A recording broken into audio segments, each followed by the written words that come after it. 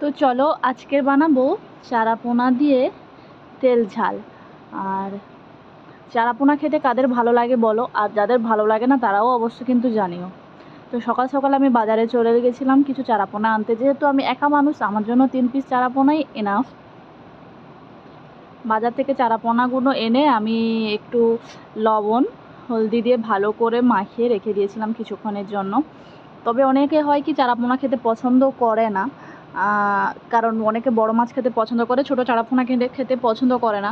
তবে এই রান্নাটা আমাদের বাড়িতে যেহেতু পুকুর আছে, পুকুরে জাল দিলে প্রায় চারাপোনা হয়ে থাকে মানে আসে।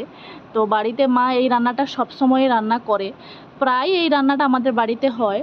তো আমিও যখন হোস্টেলে আছি আমি ভাবলাম চলো তোমাদের সাথেও এই রান্নাটা আমি শেয়ার করি।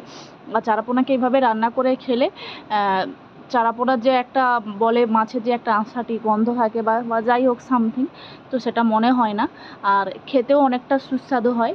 তো চলো রান্নাটা করার জন্য প্রথমে আমি দেখতেই পাচ্ছ একটা গোটা আলু নিয়ে নিয়েছি, সেটাকে একদম লম্বা লম্বা করে কাট করে নেব। আর চারাপোনা দিয়ে যখন গোটা চারাপোনা মাছে যখন আমরা রান্না করব সেই সময় আলুটাকে লম্বা লম্বা করে কাট করে নিলেই দেখতে বেশি ভালো লাগে। কারণ হয় কি, যখন পিস পিস মাছের রান্না হয় তখন আলু ডুমো ডুমো করে কাটতে ভালো লাগে, কিন্তু চারাপোনা রান্না করলে সবসময় আলুটাকে ভাবে লম্বা লম্বাভাবে কেটে নেবে। আর এখানে কড়াইতে তেল গরম করার জন্য আমি বসিয়ে দিয়েছি। তেলটা গরম হয়ে গেলে মাছগুলোকে একদম ভালো করে ডিপ ফ্রাই করে নেব। হ্যাঁ, অল্প আঁচে মাছগুলোকে হালকা করে ভাজবো, আস্তে আস্তে করে ভাজবো, কিন্তু মাছটাকে একেবারে ফ্রাই করে নেব। বেশি পরিমাণে হিট দিয়ে দিলে হয় কি, মাছের দু সাইডে পুড়ে যায়, মাঝখানটা অত ভালো করে ভাজা হয় না। তো আমি যেহেতু ইন্ডাকশানে রান্না করি, সেহেতু ইন্ডাকশানের হিটটাকে প্রথমে একটু বাড়িয়ে দিয়েছিলাম। তো তারপরে মাছগুলো দেওয়ার পরে হিটটাকে হালকা করে কমিয়ে দিয়েছি, কমিয়ে দিয়ে করে হালকা হালকাভাবে অল্প আঁচে মাছগুলোকে ভালো করে আমি ভাজতে দিয়ে দিয়েছি। আর ডিপ ফ্রাই করতে তোমরা যদি চাও তাহলে তোমরা ডিপ ফ্রাইও করতে পারো, তবে অল্প আঁচে ভাজলে ভাজাটা ভালো হয়, মাছটা অনেকটা ক্রাঞ্চি হয়। তো এখানে নিয়ে নিয়েছি টমেটো আর পেঁয়াজ। আমি তোমাদেরকে প্রথম থেকেই বলি যে আমি ছোটো ছোটো পেঁয়াজ মানে বেশি ইউজ করি, বা ছোটো পেঁয়াজ খেতে বেশি ভালো লাগে আমার। আর যেই লঙ্কাগুলো দেখছো আমি ছাদ বাগানে, মানে ছাদ বাগান বলতে কি, আমি যেখানে থাকি হোস্টেল তার ছাদে আমি বাড়ি থেকেই লঙ্কা চারাগুলো এনেছিলাম। তো সেটা নিয়ে এসে প্লাস্টিকের ডাব্বায় করে আমি যে চারাগুলো লাগিয়েছিলাম, তো সেখান থেকে এই লঙ্কাগুলো আজকের আমি ভাবছিলাম যে আমার কাছে একেবারেই কাঁচা লঙ্কা ছিল না। তো তারপরে মনে হলো এই আমার তো নিজের গাছ আছে, গাছটাতে গিয়ে দেখি তো যদি থাকে, আর সেখান থেকেই পেয়ে গেলাম। এখানে দেখতেই পাচ্ছ আমি সেগুলো পেস্ট করে নেওয়ার পর টমেটোটাকেও সুন্দর করে পেস্ট করে নিয়েছিলাম। তো টমেটো আর আমার এই মশলাটা পেস্ট হয়ে গেলে আমি রেখে দিয়েছি। আর এদিকে আমার মাছগুলো বলতে গেলে সুন্দর সুন্দর করে একেবারে ভাজা হয়ে এসেছে। তোমরা দেখতেই পাচ্ছ মাছের ভাজাটা অনেকটা ক্রিস্পি হয়। আর এই সময় যদি তুমি ভাজা খেতে চাও কোনো অসুবিধা নেই, ওপর থেকে একটু গুঁড়ো লঙ্কাকে জলে ভিজিয়ে দিয়ে দু সাইডে ভালো করে লাল করে মাখিয়ে তোমরা ভাজা করেও খেতে পারো, কারণ এতটাই ক্রিস্পি হয়ে গেছে যে ভাজা হিসেবেও খাওয়া যেতে পারে। তারপরে আমি ফালি ফালি করে কেটে রাখা আলুগুলোকেও একটু ভালো করে ফ্রাই করে নেব। ভালো করে মানে কি, হালকা করে একটু ফ্রাই করে নেব জাস্ট, যাতে, যেহেতু আমি এটাকে আগে থেকে সেদ্ধ করিনি সেহেতু আমি এভাবে ফ্রাই করলে দেখতে ভালো লাগে। আর রান্নাটা যেহেতু তেল ঝাল, তো একটু দেখনদারিটা তো দরকার, তাই না?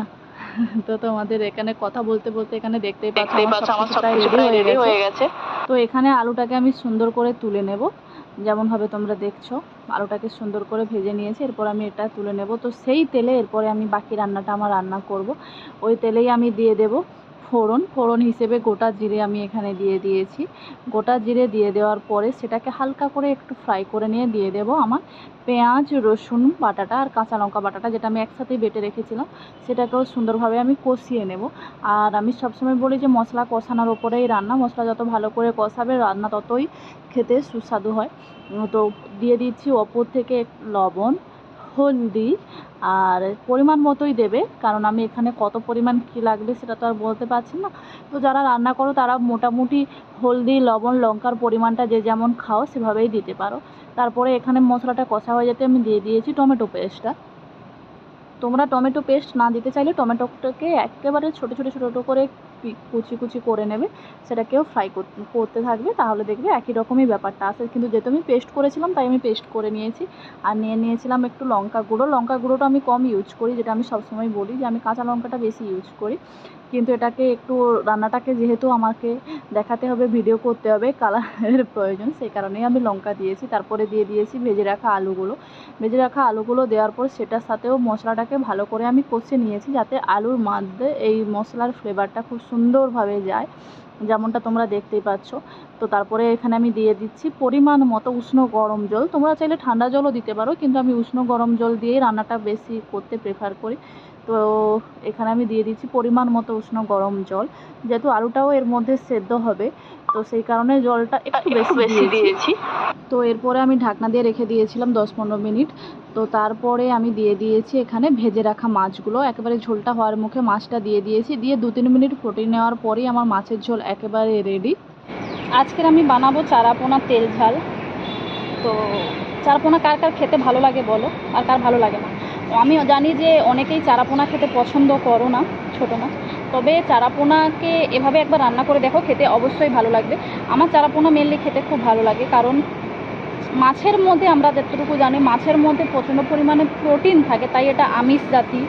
আপনারা জানেন, যাতে যেখানে প্রোটিন বেশি থাকে সেটা আমরা আমিষের মধ্যে নিয়ে আসি।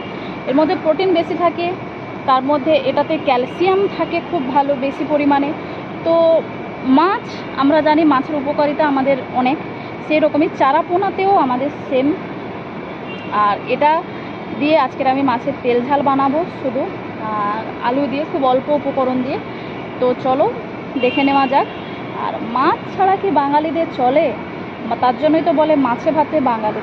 সে হোক না চারাপোনা, সে হোক না কাতলা, সে হোক না ইলিশ, মাছ তো বাঙালিদের সাথে ওতপ্রোতভাবে জড়িয়ে। তো চলো দেখে নেওয়া যাক। বাস, এই তো আমার মাছের ঝোল রেডি। গরম গরম ভাতের সাথে সার্ভ করুন, আর ভালো লেগে থাকলে আমার চ্যানেলটাকে অবশ্যই সাবস্ক্রাইব করুন।